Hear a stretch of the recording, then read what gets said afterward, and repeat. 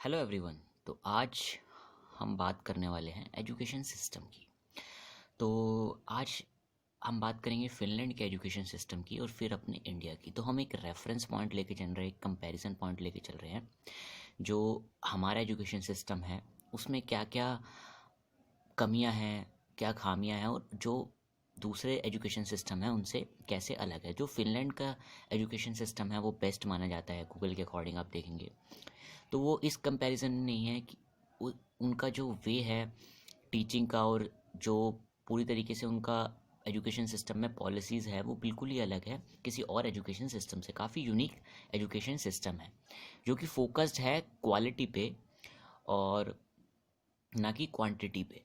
तो उनके education system की हम कुछ बात करेंगे कि उसमें मेन पॉइंट्स क्या है, और फिर हम अब उसके कंपेयर करेंगे अपने इंडियन एजुकेशन सिस्टम को।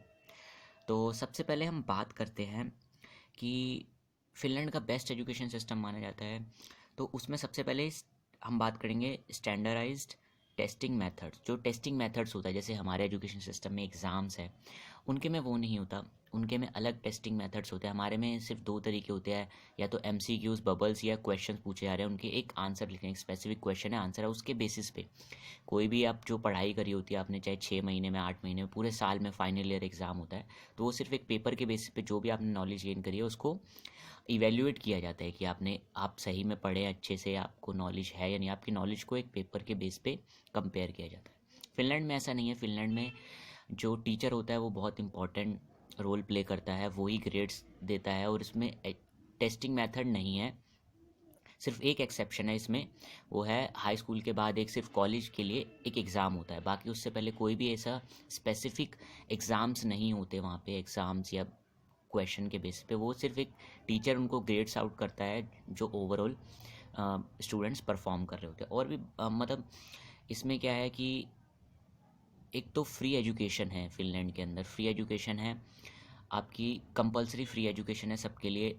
और दूसरा एक टेस्टिंग, इसमें क्या होता है हमारे टेस्टिंग मेथड से क्या होता है, एग्ज़ाम से क्या होता है कि आप नहीं पता कर सकते, स्पेसिफिक क्वेश्चन आते हैं सेट में से, तो उसके लिए आपकी नॉलेज आप इवेल्युएट नहीं कर सकते। तो ये गलत सिस्टम है जो कि फिनलैंड ने अपनी पॉलिसीज़ चेंज करके उसको चेंज किया है। अब दूसरी चीज़ों की बात करते हैं। Accountability of teacher. जो टीचर है फिनलैंड के एजुकेशन सिस्टम में बहुत इंपॉर्टेंट रोल प्ले करता है। जैसे फिनलैंड में कोई भी टीचर नहीं बन सकता, उसमें आपको एक तो मास्टर्स डिग्री कंप्लीट होनी चाहिए फिनलैंड में टीचर बनने के लिए। ऊपर से उसमें भी जो टॉप 10 होते हैं उन्हीं को आगे टीचिंग के लिए जो एक्सपर्टीज़ कोर्स होता है वो करके उसके बाद ही वो टीचिंग प्रोफेशन में आ सकते हैं। काफ़ी लंबा प्रोसेस होता है, तो हाईली रिस्पेक्टेबल जॉब होता है, हाईली बहुत अच्छा पे स्केल होता है। और काफ़ी प्रैक्टिस के बाद जो एक IAS IPS को हमारी कंट्री में रिस्पेक्ट मिलती है, वैसे ही फिनलैंड में एक टीचर की पोजीशन होती है। तो ये काफ़ी इंपॉर्टेंट रोल प्ले करता है। जैसे हमारे इंडिया में कोई भी होता है, वो कोई भी टीचर बन सकता है हमारे इंडिया में। तो इसके लिए कोई स्पेसिफिक टेस्टिंग नहीं है और कोई स्टैंडर्डाइजेशन नहीं चाहिए आप कोई भी। और इसमें जो हम इम्पॉर्टेंट पॉइंट्स देख सकते हैं फिनलैंड के, उससे कंपेयर कर सकते हैं। तो हमारा जो एजुकेशन सिस्टम है वो बेसिकली क्रैमिंग पे बेस्ड है, रटने पे बेस्ड है कि आप कितना याद रख पाते। क्वांटिटी बेस्ड है कि आप कितना ज़्यादा, सिलेबस इतना वास्ट है, क्या फ़ायदा अगर आप उसको याद ही ना रख पाए बाद में। पास आप कितना परसेंट याद रहता है आपको। कोई भी आप क्लास अटेंड करते हैं, मान लीजिए 6th है, 7th है, 8th है, 12th तक जाते हैं, आप इतना वास्ट पढ़ते हैं साइंस और हमारी मैथ्स और इतने टॉपिक्स में इतना ज़्यादा चीज़ें पढ़ने के बाद भी, बट वो एक शॉर्ट टर्म के लिए रहता है। लॉन्ग टर्म में अगर वो एक्सपीरियंस है नहीं तो उस पढ़ाई का क्या फ़ायदा। वो सिर्फ एक हमारी डिग्री बेस्ड, और हम कह सकते हैं सिर्फ एक डिग्री के लिए ही लोग पढ़ रहे हैं। तो ये एजुकेशन सिस्टम हमें एक ही वे में ले जाएगा और एक नैरो कर देता है हमारे माइंड को कि हमारे पास इंजीनियरिंग ऑप्शन है या मेडिकल ऑप्शन है। तो ये एक नैरो सिस्टम, एक नैरो ही आगे हमारे लिए रास्ते छोड़ देता है कि हमारे पास डाइवर्जन नहीं होता। तो अगर हमारा और जो है वोकेशनल स्टडीज़ पे भी बेस्ड हो, जैसे फिनलैंड में होता है वोकेशनल, एक कंपलसरी होती है, एक स्टैंडर्ड तक आपकी 6, 7, 8, 9 स्टैंडर्ड तक होती है। उसके बाद आप वोकेशनल या उसमें डिवाइड कर सकते हैं, और 50% स्टूडेंट्स वोकेशनल की तरफ जाते हैं और 50% एकेडमिक की तरफ। कि आप हर किसी को, पर यहाँ हमारे सिस्टम में हर किसी को एकेडमिक ही एक पढ़ाई के उसमें ही कंपलसरी आपको आगे बढ़ते रहना पड़ता है। तो हर किसी की एबिलिटी अलग होती है। कोई अलग तरीके से समझता है चीज़ों को। एक ब्लैक बोर्ड पे पढ़ के चीज़ों को सिर्फ पढ़ के समझना, नॉलेज गेन करना एक बहुत ही अलग सिस्टम होता है उसका। और हमारा जो एजुकेशन सिस्टम है वो कंपटीशन पे बेस्ड है, जो डार्विन की जैसे थ्योरी थी सर्वाइवल ऑफ द फिटेस्ट की, कि कंपटीशन है, हर चीज़ में कंपटीशन है, स्टूडेंट्स के बीच में कंपटीशन है, टीचर्स के बीच में, क्लासेस के बीच में, inter school competitions academic basis पे। तो एक कंपटीशन क्या करता है, एक प्रेशर वाला इन्वायरमेंट क्रिएट करता है। और प्रेशर वाले इन्वायरमेंट में मतलब ये आपको कंपटीशन में आपको एक्सीलेंस तो देगा किसी काम को लेके, बट ओवरऑल लाइफ का मोटिव क्या है इंसान का, कुछ नॉलेज लेके वो एक हैप्पी लाइफ जीना चाहता है, खुश रहना चाहता है। तो हमारी खुशियाँ जो है, हैप्पीनेस जो है वो एक नंबर के बेस्ड पे, कितना पैसा कमा रहे हो, कितना ग्रेड्स कर रहे हो, कितने मार्क्स ला रहे हो, हमारी हैप्पीनेस का जो कंपैरिजन है वो एक नंबर सिस्टम पे हो जाता है। यही इसी तरीके का एजुकेशन सिस्टम आगे जाके करप्शन को वो करता है कि फिर नंबर्स, अगर आपको खुशियाँ नंबर से मिलने लगे, कितना ज़्यादा पैसा कमा सकते हैं, तो वो एक करप्ट सोसाइटी को आगे जाके जन्म देता है। फिनलैंड में ऐसा नहीं है, ग्रेड्स पे है। और ओवरऑल पर्सनैलिटी डेवलपमेंट में, हमारे यहाँ पर्सनैलिटी डेवलपमेंट कुछ नहीं है कि आप देखा जाए तो एक ग्रेडिंग सिस्टम पे कि ग्रेड्स अच्छे ला रहा है तो बंदे की 10 कमियाँ, अच्छे नंबर ला रहा है तो कोई बात नहीं, इसकी 10 कमियाँ भी, वो ऐसा नहीं होता।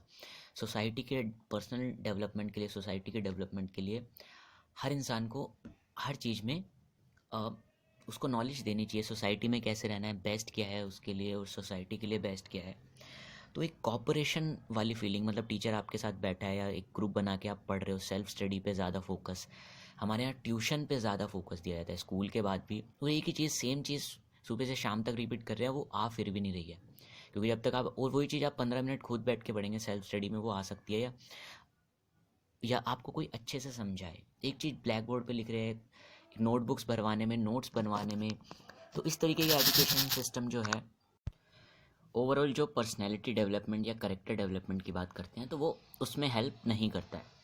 तो हमें, हमारा जो एजुकेशन सिस्टम है वो एक तरीके से हम बोल सकते हैं कि क्रैमिंग बेस्ड है, मतलब कि रटने वाला ज़्यादा है और उसको हम प्रैक्टिकली यूज़ के लिए वो एजुकेशन सिस्टम कम है, जो हमें क्लैरिकल सिस्टम में डालता है, एक जैसे टाइम पे जाना है, एक कपड़े पहन के, या पूरा एक क्लैरिकल सिस्टम में हमें सिर्फ एक जॉब करने लायक ही बनाता है। वो हमें इंडिपेंडेंटली वर्क करने के लिए या कोई स्किल्स ऐसी हमारी डेवलप नहीं करता है, सिर्फ बेसिकली टेक्स्ट बुक और थ्योरेटिकल बेस्ड है। और जो है फिनलैंड में जो एजुकेशन है वो 7 साल के बाद शुरू होती है बेसिकली, और इससे टाइम मिलता है ओवरऑल मेंटल डेवलपमेंट का। वो प्रेशर बचपन से नहीं डाला जाता, जिससे कि जो स्टेबिलिटी होती है माइंड की बढ़ती है बच्चे की। क्योंकि आजकल तो आप देखेंगे इंडिया में एलकेजी यूकेजी 2 साल 3 साल से बच्चे को एजुकेशन सिस्टम में डाल दिया जाता है, वही इतनी बारी बारी बुक्स। तो वो प्रेशर ना देके, तो ओवरऑल जो है अचीव क्या करना चाहते हैं इंसान का, एजुकेशन से ओवरऑल अचीवमेंट होता है एक खुश रहना लाइफ के अंदर, एक अच्छी लाइफ स्पेंड करना, अपने लिए कुछ करना, सोसाइटी के लिए कुछ करना। तो एजुकेशन, पूरी एजुकेशन का नॉलेज गेन करने का उसको, ताकि वो स्किल को यूज़ कर सके अपने। ओवरऑल यूज़ सिर्फ एक अच्छी लाइफ के लिए होता है, बट वही एक प्रेशर वाली पूरी लाइफ, आधी लाइफ प्रेशर में एजुकेशन में, उसके बाद आधी लाइफ जॉब में प्रेशर में।